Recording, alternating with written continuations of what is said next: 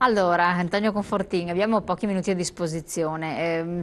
Ci accennava un discorso di sperimentazione per alcuni comuni per arrivare a qualcosa di nuovo che possa aiutare le persone, gli anziani in difficoltà. Cosa si tratta? Che cos'è questa cosa?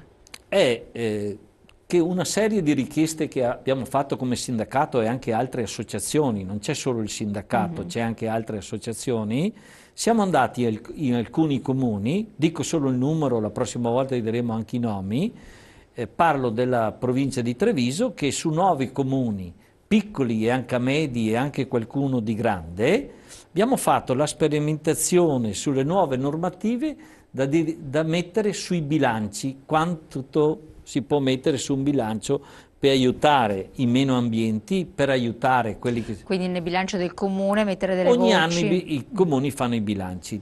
Questo l'avevamo detto un anno fa, c'è alcuni comuni che hanno aderito più sensibili o che hanno più possibilità, non dico solo sensibili, tutti i comuni hanno la sensibilità sicuramente se possono, ma ci sono dei comuni che danno più attenzione di questa cosa perché magari nel loro comune hanno 1 o 2 case di riposo o hanno altre case di soggiorno per anziani, hanno tutta una serie di possibilità che vanno un po' più avanti, corrono un po' più avanti degli altri. Qua è anche a secondo della sensibilità delle amministrazioni, non è che voglio tirarmi addosso altre, ci sono delle amministrazioni che sono molto più attente su queste problematiche, meno ad altre, ma che magari avranno problemi molto più grandi.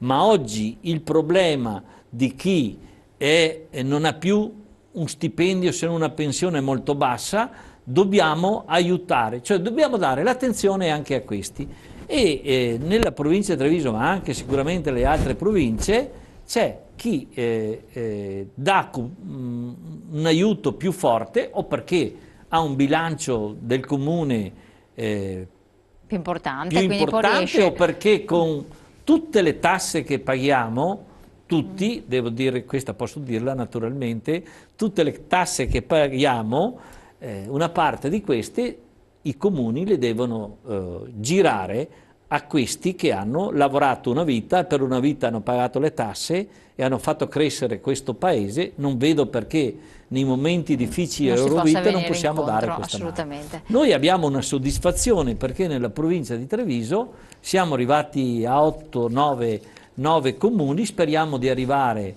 a molti di più e questo credo che sia un po' nel carattere generale, perché è un risultato, perché dopo tante spinte che facciamo, che ci lavoriamo sopra, il risultato deve assolutamente avvenire e ringraziamo un po' tutti attorno a questo aspetto. Vi interrompo un attimo, che proprio abbiamo una telefonata e poi siamo in chiusura. Pronto?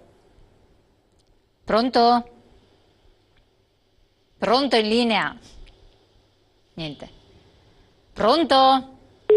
È caduta la telefonata. Allora, proprio battuta di chiusura, non so se riusciamo a recuperare la telefonata perché siamo veramente fuori tempo massimo. Prossime cose che vi proponete di organizzare a livello unitario?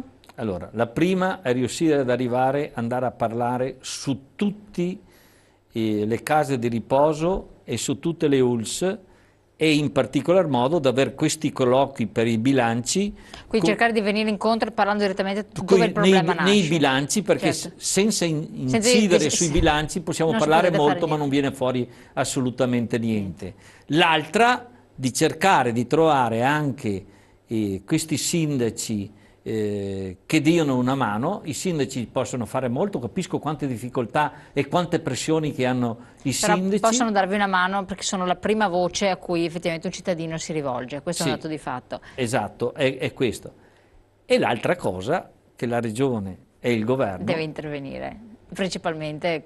Se non intervengono questi, visto che paghiamo tasse molto alte, e voi pensionati non voglio dire IMU o altre cose di questo tipo, dirette e indirette. E quelli che sono andati in pensione, che sono in difficoltà, hanno pagato per 30 anni, per 40 anni, date l'attenzione a questo perché prima o dopo qualcosa succede. Non so se è la rivoluzione succederà sicuramente qualcosa. Il prossimo mese sarà un mese molto importante di informazioni. Ma li informeremo i nostri telespettatori, gli daremo modo di parlare. A tutti. Grazie ancora, siamo fuori tempo massimo, grazie a voi di aver partecipato e naturalmente noi ci vediamo non questa sera, che avremo una serata dedicata ai 70 anni dalla chiusura appunto di Auschwitz, comunque giornata della memoria, ma la mia trasmissione con ospiti parlerà del commercio domani sera, mercoledì sera alle 21, come sempre, quindi un ulteriore appuntamento. Noi ci vediamo quindi domani alle ore 13. Grazie.